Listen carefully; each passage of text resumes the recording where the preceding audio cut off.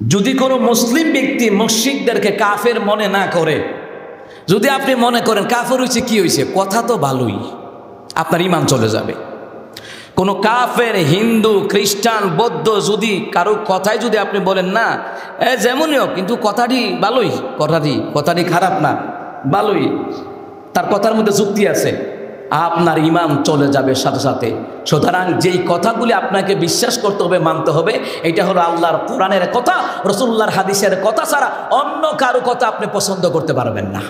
ইন্নাহু মান ইউশরিক বিল্লাহি ফাকাদ হারামাল্লাহু আলাইহিল জান্নাহ।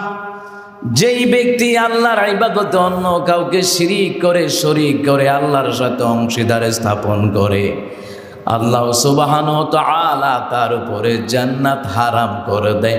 জান্নাত যদি হারাম দেয় তাহলে নিশ্চিত জেনে রাখেন তার কপালে জাহান্নামের ঠিকানা, ঠিক কিনা?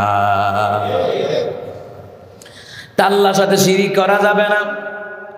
কারণ কি আল্লাহ সুবহানাহু ওয়া তাআলা বলছেন আল্লাযীনা আমানু ওয়া লাম ইয়ালবিসু ঈমানাহুম বিযুলমিন উলাইকা লাহুমুল আমনু ওয়া হুম মুহতাদুন।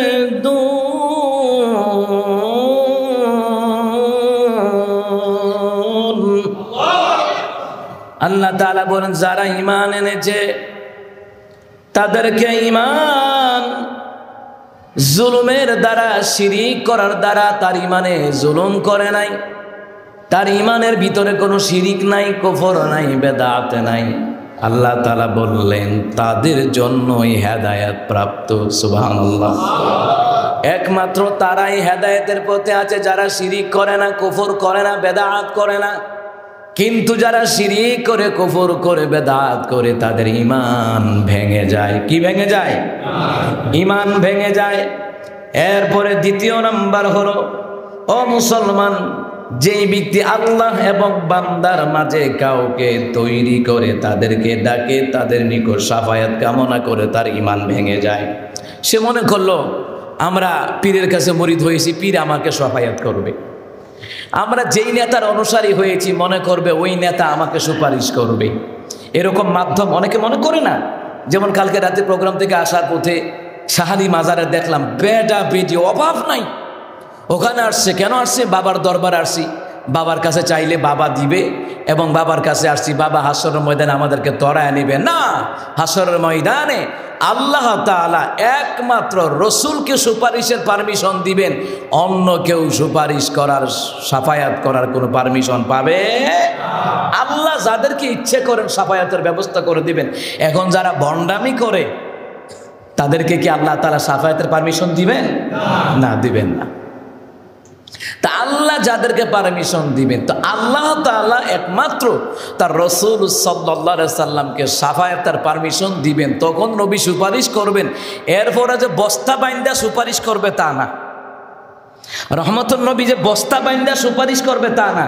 আপনি গেছেন, আপনি অমুক দলের তমুক দলের না। রাসূল সাল্লাল্লাহু আলাইহি সাল্লাম দেখবে তার কপালে নূর আছে কিনা। নূর থাকবে ওই ব্যক্তির কপালে যার মধ্যে কোনো শিরিক নাই, বেদাত নাই, কুফর নাই, হারাম নাই, যার ঈমানের মধ্যে একমাত্র আল্লাহর বিধান, নবীর তরিকায় ঈমান আমল করে। সুতরাং ওই ব্যক্তিকে আমার রসুল সুপারিশ করবেন। সুবহানাল্লাহ।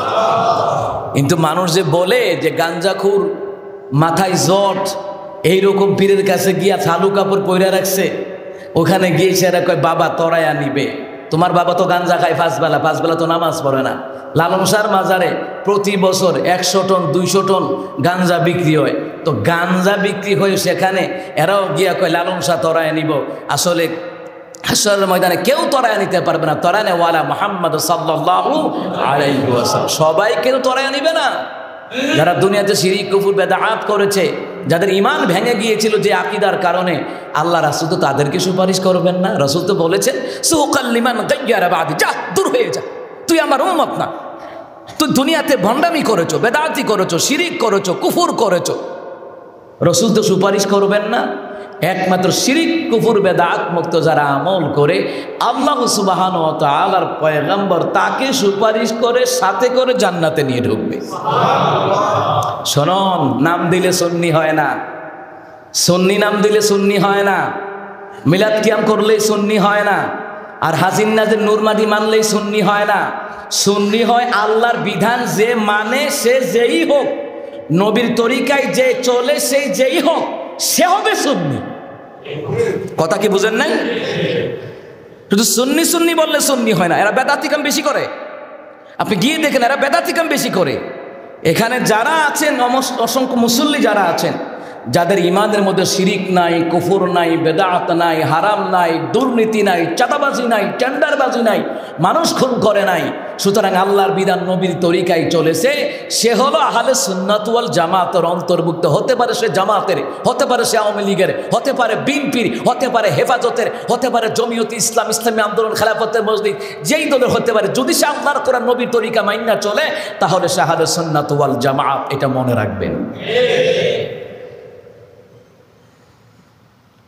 সম্মানিত মুহতারাম হাজিরিন, তাহলে আল্লাহ এবং বান্দার মাঝে যদি মনে করে আমি বান্দার কাছে সাহায্য চাইব, বান্দা আমাকে সন্তান দিবে, আপনারই বলেন সন্তান দেওয়ার ক্ষমতা কার? সন্তান দেওয়ার যদি ক্ষমতা আল্লাহ তাআলা হয়, তাহলে দুনিয়ার যাদের কাছে সন্তান চাইতে যায়, ভাগ্য পরিবর্তনের কাছে যায়, এই নিয়ত যাদের আছে তার ঈমান ভেঙে যায়। কি হয়ে যায়? ঈমান ভেঙে যায়। 3 নাম্বার, যদি কোনো মুসলিম ব্যক্তি মুশরিকদেরকে কাফের মনে না করে, যদি আপনি মনে করেন কাফের হয়েছে, কি হয়েছে, কথা তো ভালোই, আপনার ঈমান চলে যাবে। কোনো কাফের, হিন্দু, খ্রিস্টান, বৌদ্ধ যদি কারো কথায় যদি আপনি বলেন না যেমনই হোক, কিন্তু কথাটি ভালোই, কথাটি খারাপ না, ভালোই, তার কথার মধ্যে যুক্তি আছে, আপনার ঈমান চলে যাবে সাথে সাথে।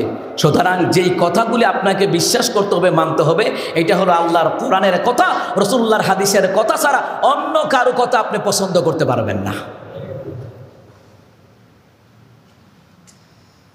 যদি কোনো মুসলমান ব্যক্তি মুশরিকদেরকে কাফের মনে না করে, কুফুরির ব্যাপারে সন্দেহ পোষণ করে, ওরা যেটা করে খারাপ কি, ওরা পূজা করে খারাপ কি, নাউজুবিল্লাহ, আপনি মুসলমান, আপনি এটা বলতে পারেন না।